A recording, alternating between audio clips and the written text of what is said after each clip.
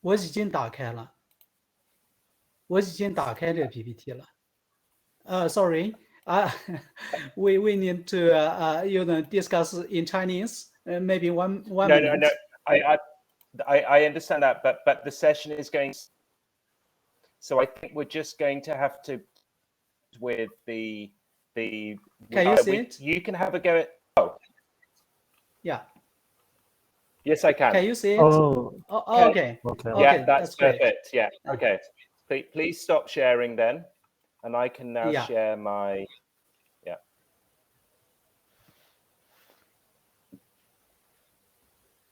So if you can stop sharing, Zhou Wenjie, I need you to stop sharing. Okay. Yeah. Right. So now.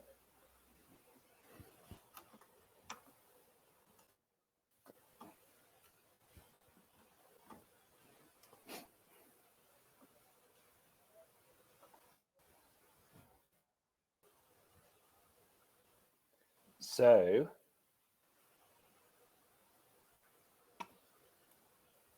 we should now be, can everybody see that opening and close slide?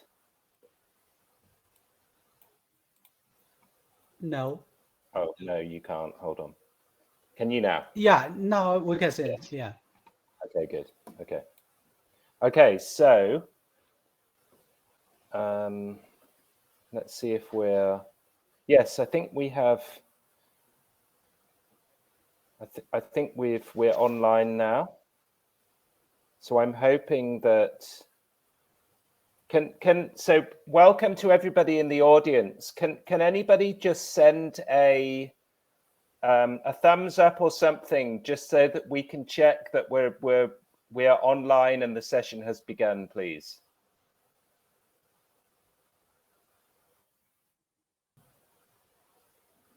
Anybody in the audience, would you mind? Or raise a hand. Maybe somebody in the audience can raise a hand, and then we can know that we've started. Yes, thank you, Rachel James. Thank you, Sarah Kellis. Wonderful. Okay, so thank you very much, and to everybody. I'm going to 1 second.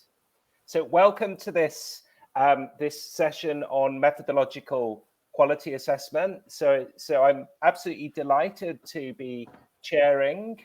My name is Hugh Sharma Waddington, and I'm an assistant professor at London School of Hygiene and Tropical Medicine, and I work closely with the Campbell Methods Group.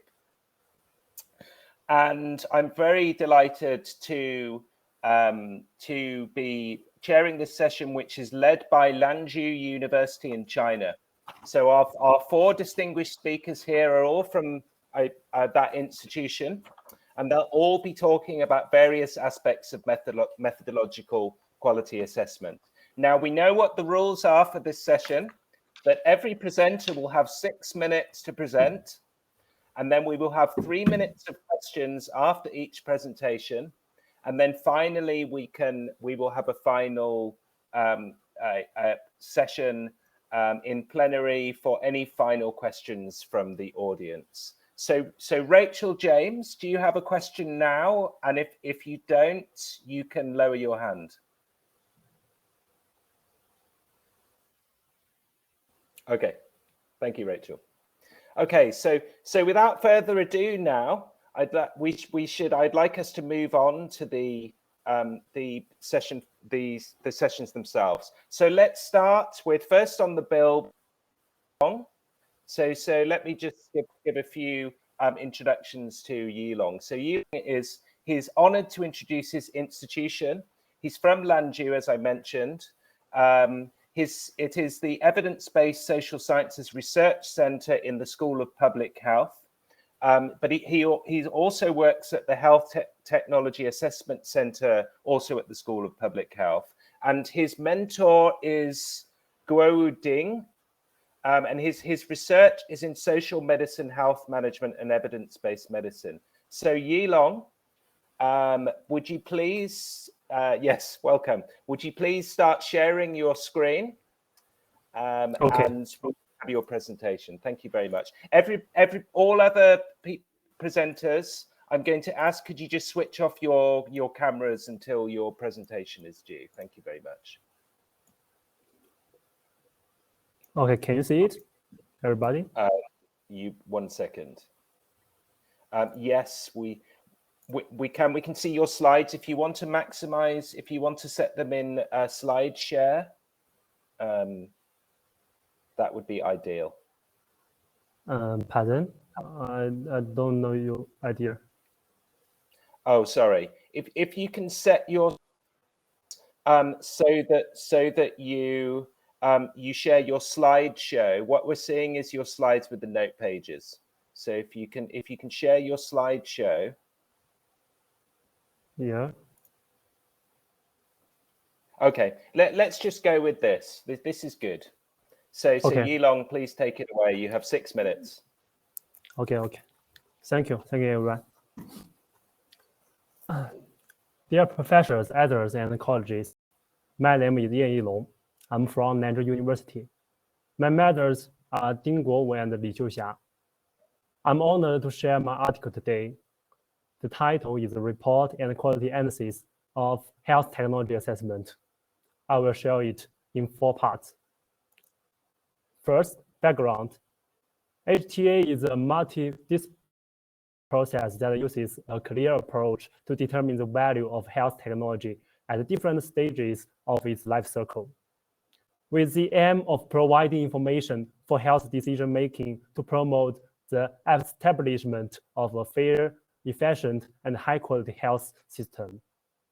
In other words, HTA provides advice to decision-makers, researchers, professional staffs, and the public to help them make evidence-based decisions, optimize resource utilization, and promote public health. Therefore, we focus on the HTA reports, study the characteristics and quality of the report, find out the development highlights and the institution, and study the possible gaps between the Chinese and the English reports. Second, methods. We have searched Web of Science and CNK with HTA, health technology assessment, and so on. After that, we use the checklist for HTA to evaluate these reports. 4 and 14. Then we use Excel, Viewman, and Voice Viewer for vision presentation. Third, results. Look at the first picture. 15 of Chinese keywords appeared twice or more. There are 4 clusters in the network relationship formed by 15 keywords. And the evaluation methods embodied by this cluster include normal HTA, mini HTA, and fast HTA. The assessment focuses on effectiveness, economy, and safety, which is consistent with the concept of health technology assessment. And the second picture. There are 61 high-frequently words appearing more times in English. Cluster of work relations paying attention to the method, technology, effectiveness, cost of health technology assessment. And then look at the picture. Look at the assessment of the purpose and content. The purpose, comparisons of technologies accounts for %. Technologies elimination accounts for 1.77%. All new areas %, and the introductions of new technologies accounts for 43%. And then the context. Yeah. I'm very sorry to interrupt you. I'm not sure if are you moving your slides forward, because we're not seeing the slides moving. Yeah. So if you're moving yes, that's better. Thank you. Oh no, that's better. Yes, now. Whatever you're doing now, keep doing it. Thank you. Okay. I will start in the results. Okay. Can you see it now? Yes, please continue. Okay. And third, results. Look at the first picture. 15 of Chinese keywords appear twice or more. There are 4 clusters in the network relationship formed by 15 keywords, and the others in normal HTA, mini HTA, and fast HTA. The assessment focuses on effectiveness, economy, and safety, which is consistent with the concept of health technology assessment. And look at the second picture. There are 61 high-frequently words appearing 3 or more times in English, forming 4 clusters of network relations, paying attention to the period, method, diagnostic technology, effectiveness, and cost of health technology assessment. And then look at the assessment of the purpose and the content. The purpose, comparison of technologies accounts for 14%, and technology accounts for 1%. All technologies used in new areas accounts for 14%, and the introduction of new technologies accounts for 43%. And then the contact. The contact 88%, and security 77%, economical 76%, and social applicability 24%. And look at the last picture, forest plot of quality difference reported. We can note that there are differences in item 3, item 10, and item 11 between Chinese and English report. This involves combination such as strategies and selected data. In conclusion, the number of health technology assessment reports in China rise, and types and application scope of assessment develop. Also problems that the reports are not standardized enough. In the future, health technology assessment needs to pay more attention to grassroots medical institutions and social applicability assessment. And at the same time, it needs to develop the reporting characteristics that meet the needs of HTA development to improve the quality of HTA reports. Thank you. If you have any questions, please contact me with the email. Thank you for listening. Okay, Yilong, thank you very much. I'm sorry about to the participants about the issue with the early slides. So Yilong, if you can please stop sharing those slides. We can now take 3 minutes for questions. Are there any questions from the audience which aren't about not being able to see Yilong's slides? Any questions at all?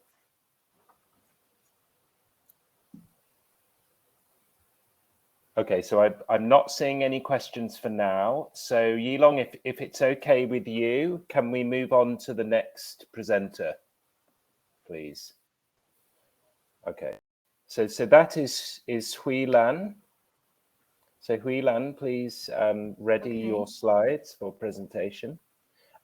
So let me just please introduce Hui Lan.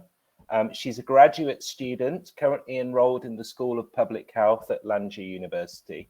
Her research interests are in the development of clinical practice guidelines and systematic reviews.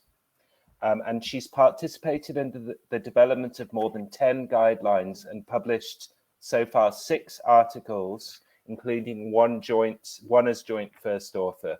So thank you very much, Hui Lan, and please take it away. You now have 6 minutes. Okay. And sorry, let me enable your slide sharing. Yes, we can see your slides now. Okay, thank you. We will tell you if there's an issue with the movement of the slides. But please continue. Okay. Hello, everyone. My name is Hui Lan. I come from Lanzhou University. It's my pleasure and honor to share and introduce my research, which named 2/3 of systematic reviews in social science did not use evidence assessment tools. And we know that systematic review as a research method was first applied in the field of medical, and with its development, it has been gradually applied to other scientific research fields, including social science. Evidence assessment tools will be used in systematic reviews to reduce bias, including methodological quality assessment tools, reporting quality assessment tools, and evidence grading tools. The current status of use of evidence assessment tools in systematic reviews in social science, including on the most common topics, management and education, is unclear. Hui Lan, I'm sorry Yes. to interrupt you. We're not seeing your slides moving forwards. So if you've moved your slides forward, we're not able to see that. Now I'm show my background PPT. Can you see it? Not yet, no. Okay. If you may need to stop. Oh, that's better. Yes, we can see it now. Thank you. Please continue. Okay. And thus we aim to perform a systematic analysis of the current state of evidence assessment tools used in published peer-reviewed systematic reviews on management and education, and provide suggestions for improvement of the quality of systematic reviews in social science. We conducted a systematic search, including EBSCOhost, Web of Science, Mainline, China National Knowledge of Infrastructure, Campbell Systematic Reviews, and the International Initiative for Impact Evaluation from July 1st, 2021 to December 31st, 2021. Systematic reviews published in Chinese or English where the research topic was management or education were included. We included all types of systematic reviews, both qualitative and quantitative. We defined systematic review as a study that conducted a systematic search to resolve a certain research question. We use pre-developed information extraction tables to conduct information extraction. Literature screening and information extraction were conducted independently by two researchers, a group. Statistical significance levels of constituent ratios between reviews on education and on management were calculated using sparse software. We finally retrieved 11,703 records and finally included 299 reviews. Only 104 reviews used evidence assessment tools. The rate of using evidence assessment tools was higher in the field of education than management. A further analysis of the 104 systematic reviews using evidence assessment tools shows that 91 reviews were related to the education. We identified a total of 66 assessment tools from the 104 systematic reviews. The most frequently used tool was the risk bias and its updated version, followed by the medical education research quality instrument. Of the 66 evidence assessment tools, 61 were used for quality assessment, including methodological or reporting quality, and 5 for evidence grading. 48 tools were used according to the reference of the tools. 11 tools were adapted and used by authors of systematic reviews, and 7 tools were created by the authors of systematic reviews. 5 tools were applied in systematic reviews in both fields. In conclusion, the proportion of systematic reviews and meta-analysis in the field of social science that assess the quality of the evidence is low. Although some systematic reviews in social science adapted tools from health sciences to assess evidence, most of them did not report the exact way the tool was used. Therefore, researchers in social science need to improve the understanding and reporting of the utilization of evidence assessment tools. Thank you. That's for. If you want to discuss with me, you can contact my email below.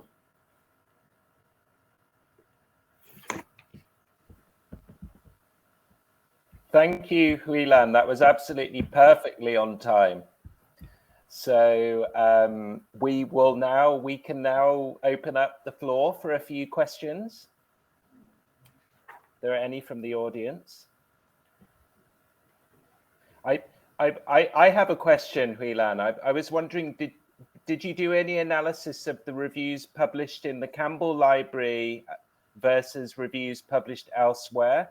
Did you find the same thing about the bias assessments? Was there more clarity, or was it the same?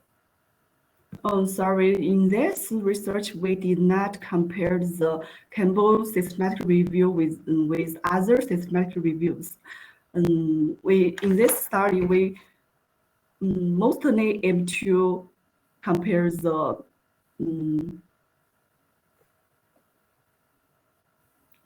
systematic reviews which use the evidence assessment tools between systematic reviews in medical. It's mainly compares the social science and medical science. Okay. Very good. Well, thank you very much for that clarification, and thank you for your question. Excuse me, for your presentation and answer. That's my question. Okay, so we're going to move on, if it's okay with you, Hui Lan. We will move on to the next presenter, which is Zhou Wenjie. So Zhou Wenjie, if you can start setting up your screen for sharing, let me just introduce you very, very quickly. So welcome to Zhou Wenjie. He's a professor in the Business School of Northwest Normal University and a guest research fellow in Evidence-Based Social Science Research Center at Lanzhou University. He earned his PhD degree at Nankai University in 2013, and where he majored in information resource management. He's published more academic articles focusing on information retrieval, research synthesis, and related topics. And in the last 5 years, he's published 3 books and earned various academic awards, such as a first prize at social science research in Gansu province, second prize in social science research for higher education institutes in the same province, and he was a Faxian Excellence Scholar also at Gansu. And now he works as a committee member for the Library Association of China, the Management Association of Gansu Province. So I think that, Zhou Wenjie, if you're happy with that, we can go ahead with your presentation. So let us enable that. So everybody should be able to see your screen. And once again, if there are issues with with moving the slides forward, I will have to interrupt you, and I apologize in advance about that. So please go ahead, Wenjie. Zhou Wenjie.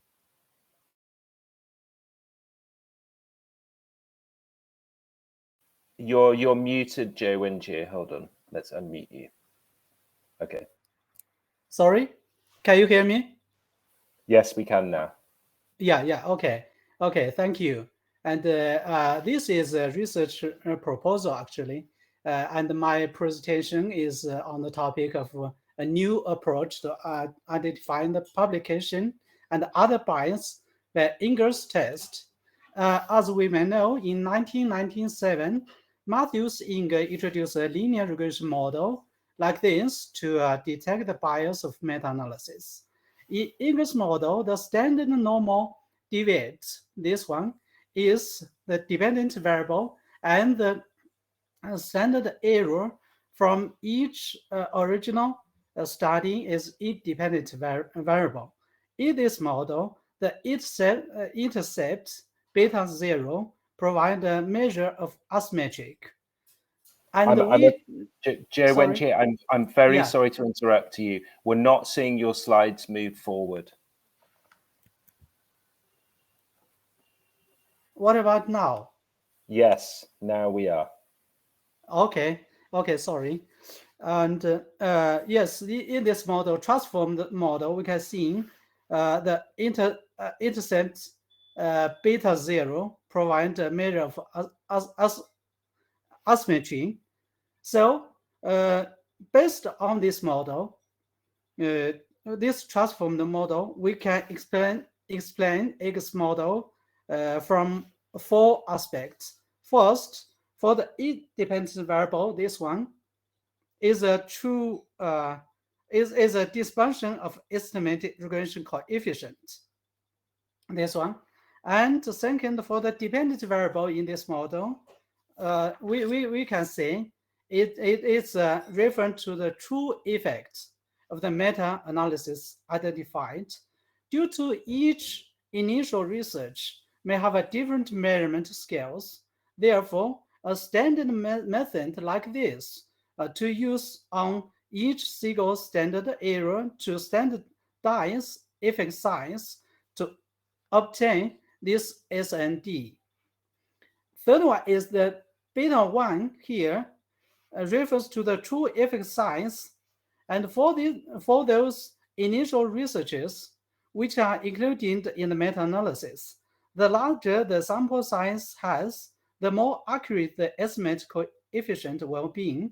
When the sample size is totally equals to the population, according to central limiting theorem, which is the theta I, which is estimate effect amount is equal to beta 1, refers to the true effect size.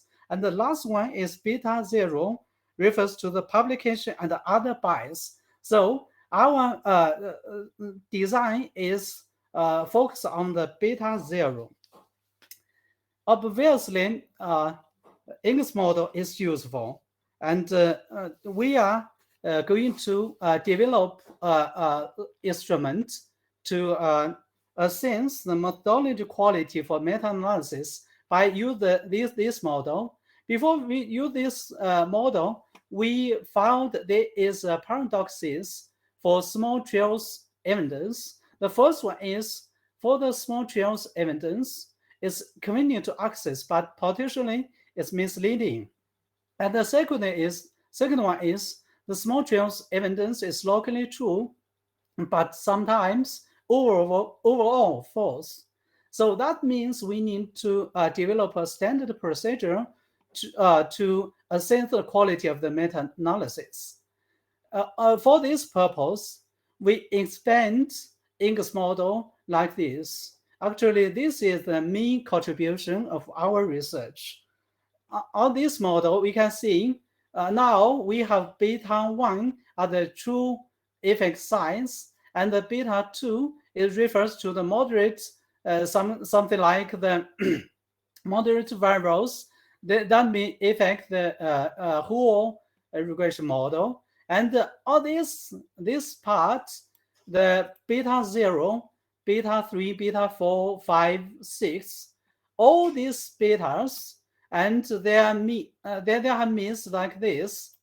We use this expanded model trying to develop a new method to assess the quality of the meta-analysis.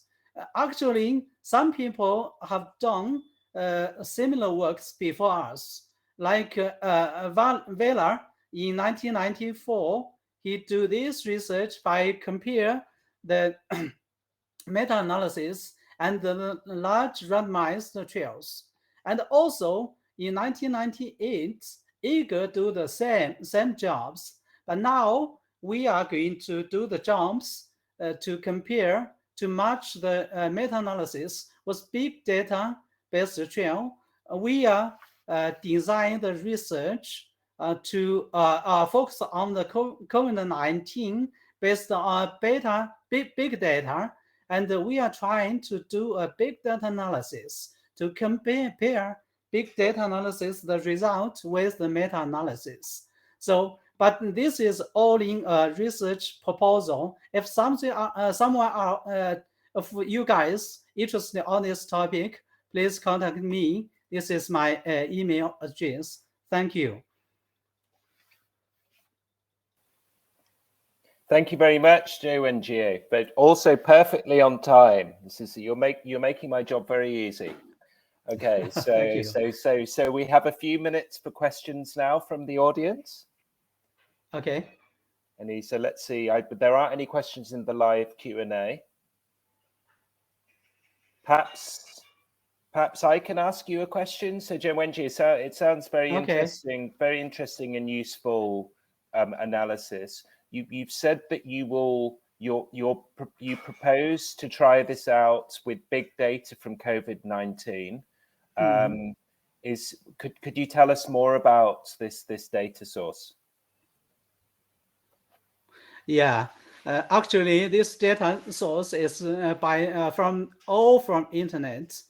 We collected all the data initially from Gansu province. That's the province we are now in, and also we get nearly all the data from China. Also, we get some data from outside of China. Now we can get near thousands of data, but now we just it's just the very beginning of our research program. We try to analyze this data by use Python. So we've nearly finished all the coding, but in the future we could do more works. The problem is we are not majoring in the evidence-based medicine or something, some majors like this. So that's why I ask for cooperate with you guys if you're interested. Thank you. Great, thanks very much.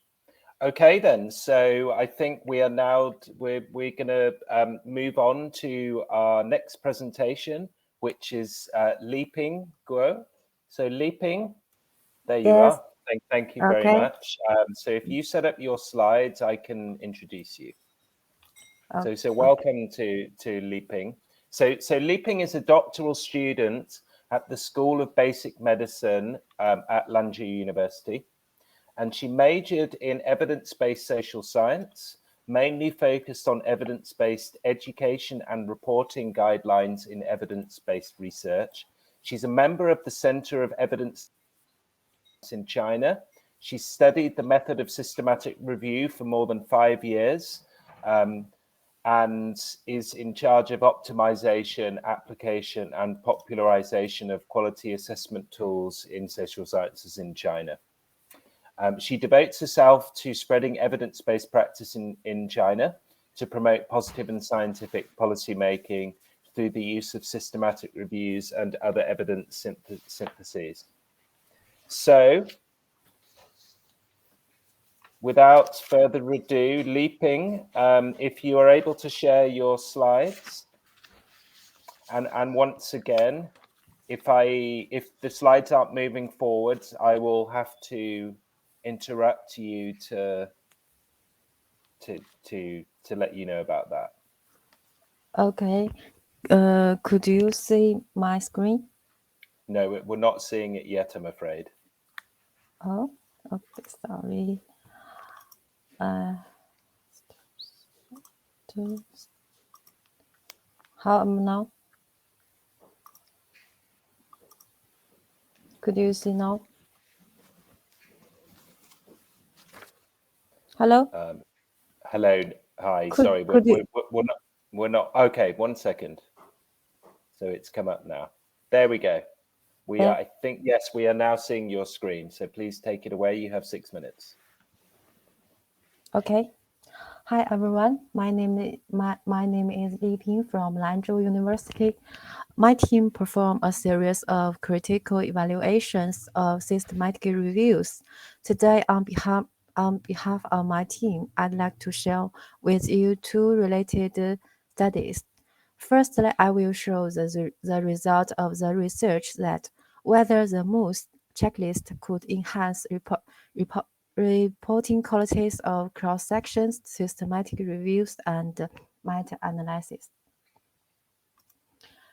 In 2000, Stroop and his Sorry, Liping, Sorry? one. Yeah. I heard a mouse click, so I'm assuming you've moved forward your slides. So, but just to let you know, we're not seeing the new slide. Yeah, I have forward my second slide. Could you see? No, we're not seeing that. I think if you click on your next slide on the left-hand side of your screen, it should forward then. Yes, how about now? Second slide. No, not yet, I'm afraid. Sorry, Xiu. Can I say Please. something to Liping? Yeah, okay. That's done it. Okay. Could you see? Yes, we do now. Please do continue. Okay. In 2000, Zhou and his colleague published a proposal for reporting guideline for meta-analysis of observational studies in epidemiology. That's most. 20 years have passed. We wanted to know whether the reporting quality of them have enhanced. Therefore, we searched and screened the related studies. Finally, 6 studies were included in our reviews. As shown in Table 1, all studies were published after 2010, and the number of included studies was ranging from 51 to 609. Sorry. Yeah. Yes. We're not seeing the new slide. Oh, okay. Sorry. Thank you. The third slide. Could you see? No, now we're just seeing your opening slide. Oh, how? Now your second slide. Maybe some. Sorry. How about now? Now, yes, we are. Yes. Okay. I just shared my. 我找不到怎么回复那个人的。As shown in the table 1, the time span they covered was ranging from the database established and to 2018. Third, could you see my third slide? Yes, we can. Thank you. How about now? Yes. Okay. As Figure 1 showed that the item 2 and item 6 were really reported in the background, and especially in the study published in Chinese journal. That's Zhang, Li, Liu, and Liu too.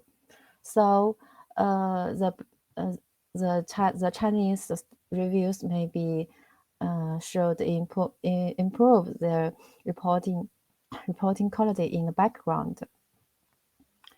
And the search strategy, the results showed that all of them, except items 8 and at the 10, they are all of them, item 7 to item 16, they are all absent.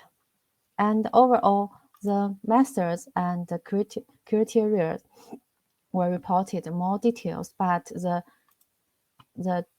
disclosure of funding source, that's items 35, is not transparent. As the publication years, 2 reviews compared the changes with publication years. Wei and his colleagues found 5 items were found to have a higher reporting rate of social welfare systematic reviews published after 2014. They are mainly focused on the Campbell reviews in social welfare. And Zhang and his colleagues found that the quality of reporting have a significant improvement regarding the background search strategy, methods, results, and the discussions of Chinese systematic reviews published in Chinese journals after the Prisma released. Thanks. Thanks for your listening. If you have any questions, please don't hesitate to contact us. Okay, that's all. Yeah. Thank you very much, Li Ping.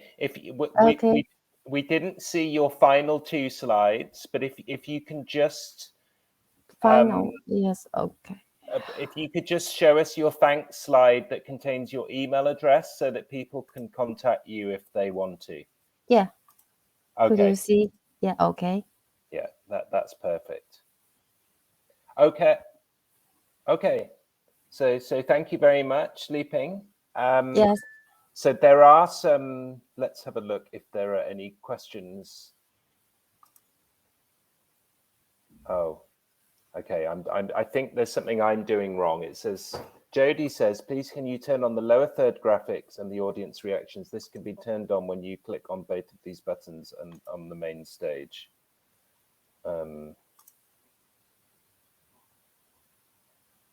Okay, so I'll have to, I'm not sure I could have that technical ability right now.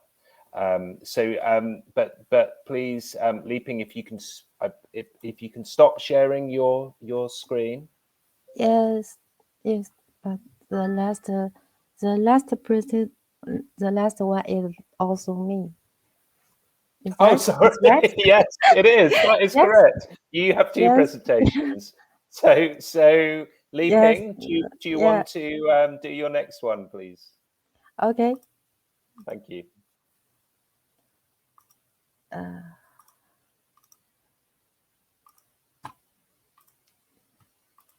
Could you see my screen?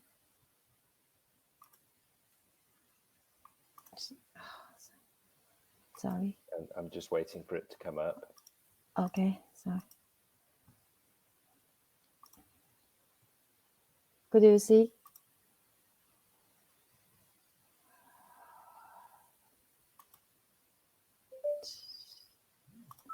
And we're not seeing it yet.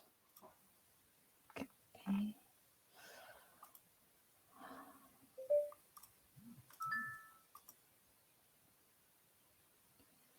How about now? I'm just waiting for something to usually there's a slight delay, but I'm still not seeing your slide share. Sorry, I try again. Yeah. Let me check. Okay.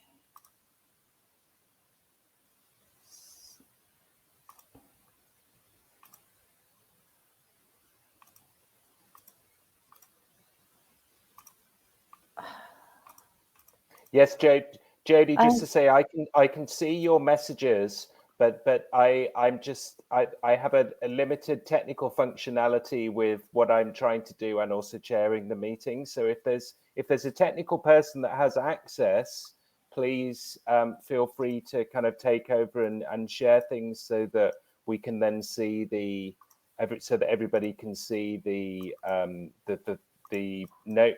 questions or what you're wanting us to share. So Li Ping, we're still Yes, okay. We're still waiting to see your slides. I have shared my slides. Could you see? No, we're not seeing them yet, I'm afraid. So Okay. let Try again. Yes, I will try again. Yes, okay.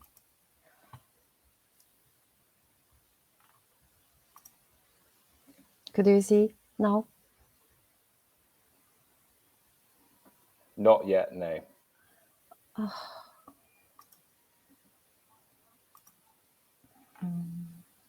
Let's see if I can share on your behalf. Yes, Windows.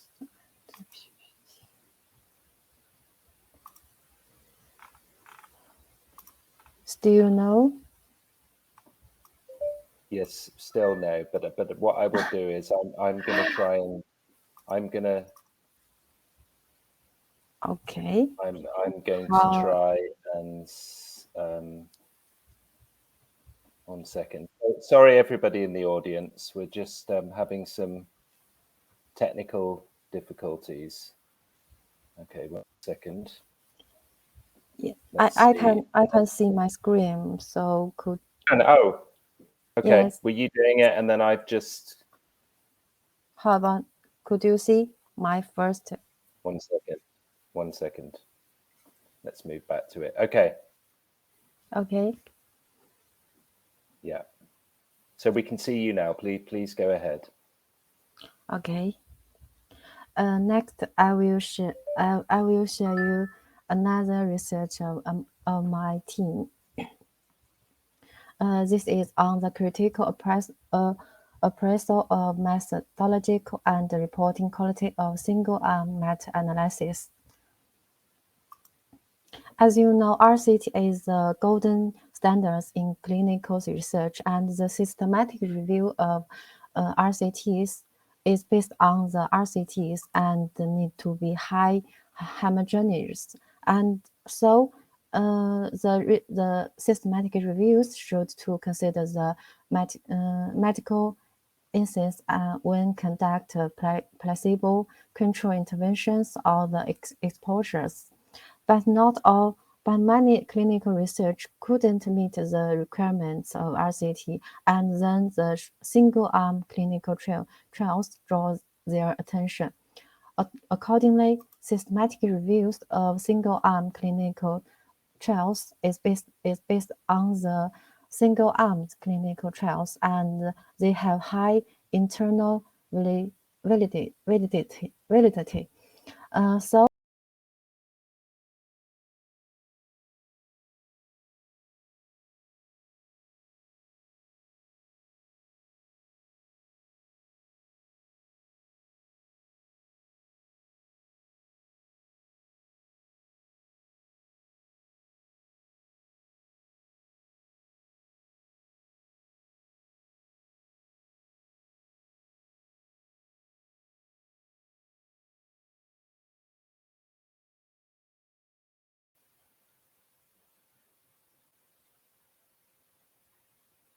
So I'm not sure if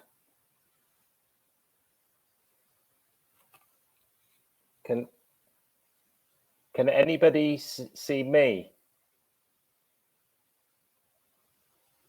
Yes, I Yeah, can see you. I can see you. Okay. Yeah.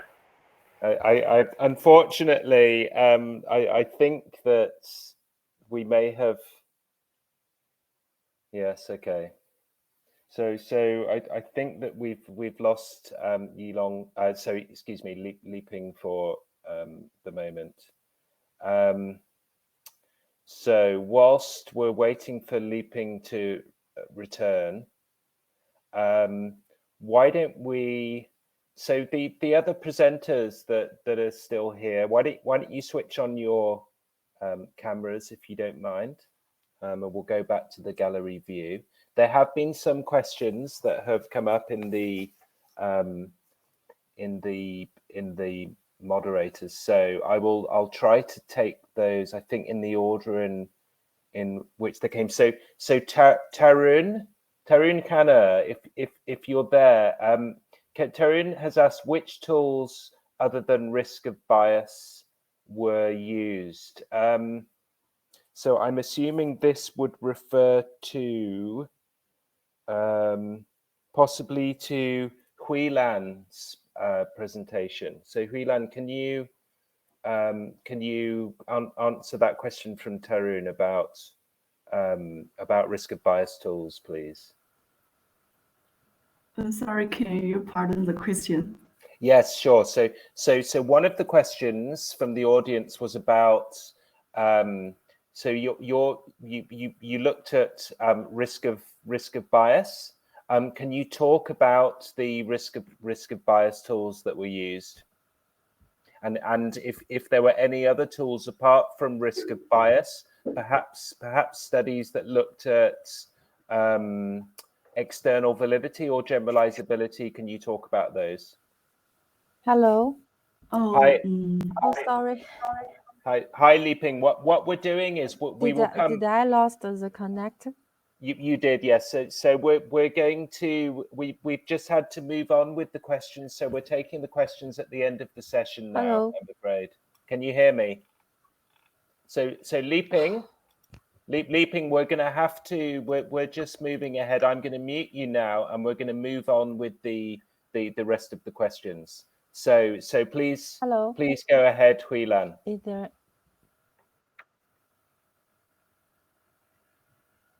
Okay, I will go ahead my answers. Please, yes. Thanks for your questions. In this study, we found that the most frequently used tool was the risk bias in its updated versions. And this tool was aimed to assess the methodological quality of RCT is randomized controlled study. So I don't know the question, if I answer the question. So, well, perhaps you could talk about some of the risk of bias tools. To tell us a bit more about them. Just to introduce it, or what?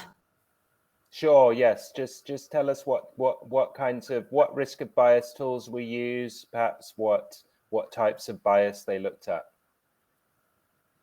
Oh, it's just the results we found that the frequency in this study, we found the most frequently used tool was the risk bias, and it was aimed to assess the methodological quality of a randomized controlled study, just RCT.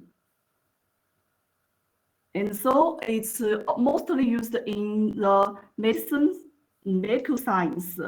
In my study, we found that many systematic reviews in social science use the risk bias. I think it's so systematic reviews in social science most included randomized controlled trials. And in systematic reviews, it's mostly use the ROB to assess the methodological quality to reduce the bias, to reduce the the systematic reviews bias. That's all. Okay. All right then. So Tarun, I hope that answered your question. So Liping, we have a question for you, which has come in from Vivian Welch. And Vivian's asking. So this is about your first presentation relating to the Moose guidance. And so Yes. So Vivian's question, which you may be able to see in the live Q&A. But I'll read it out for clarity for everybody. So she says, thank you for the clear presentation. Campbell has several systematic reviews, which include observational studies. What are the two main areas where systematic reviews of observational studies need to improve on reporting? No, we just focused on over reviews. Just one study. Just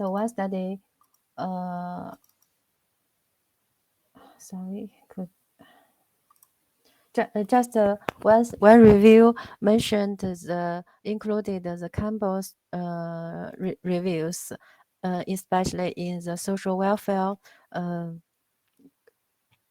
systematic review, and the result shows that Campbell's reviews have high reporting qualities. Okay. So the second part of Vivian's question was about which I'm not sure is necessarily for you, but it says, can editors of Campbell promote this change to ensure that Campbell's systematic reviews of observational studies improve their reporting? And I wonder if we have any. Certainly, I could say from my experience as previously as an editor with the International Development Coordinating Group, that there were some things that we would need to help our authors to do, particularly authors that were coming to do new systematic reviews. So we we provided. There are some things that coordinating groups can do from the editorial side, and our perspective was it wasn't just sufficient to say to authors, you have to do this. We also needed to help authors to do it, which in some cases meant designing processes and technical tools to enable that. So for example, the IDCG risk of bias tool was designed to enable authors to be able to critically appraise observational studies. And there is some work which is going on within the Campbell Methods group, of which I'm a part, to design a critical appraisal tool that can assess the risk of bias for experimental and quasi-experimental studies using consistent guidance. Okay, so are there any more questions from the audience? And can all of the presenters, would you please turn on your cameras so that we have everybody here on the screen? Thank you very much.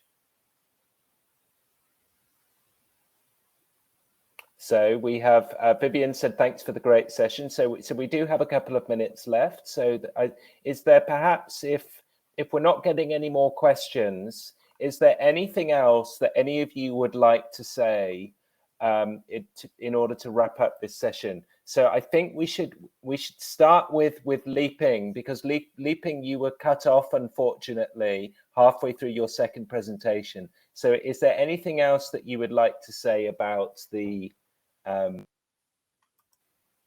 anything else you would like to say in this session on bias?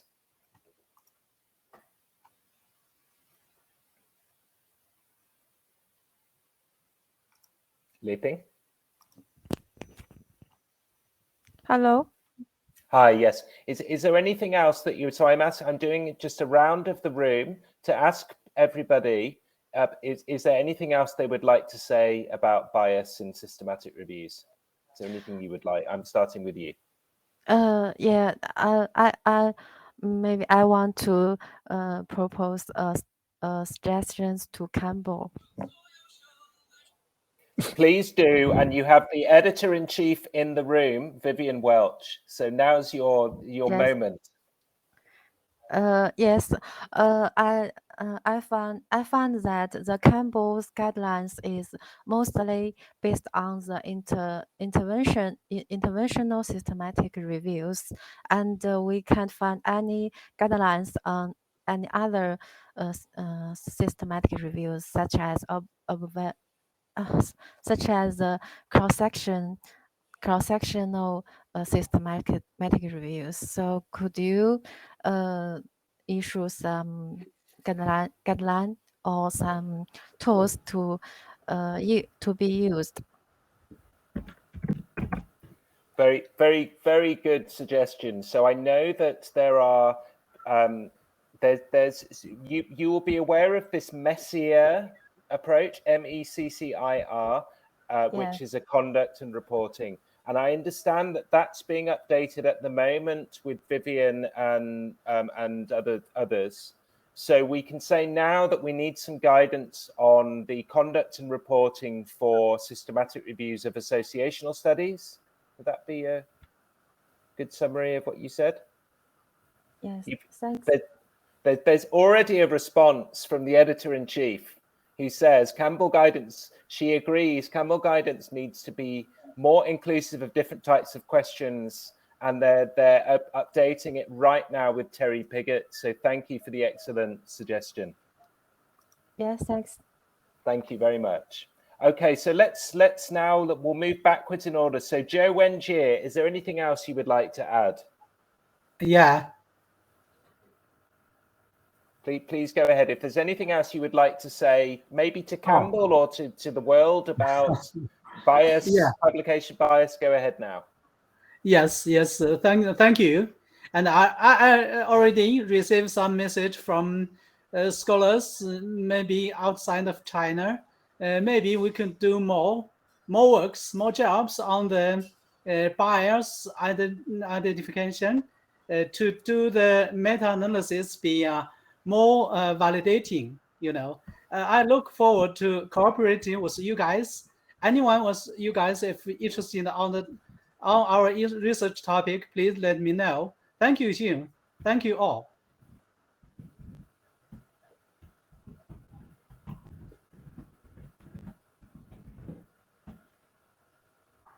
Hi, Hugh. I can't hear you. Sorry. Thank you very much. So I was just saying that I think we have our broadcast cut any moment. So to Hui Lan and also to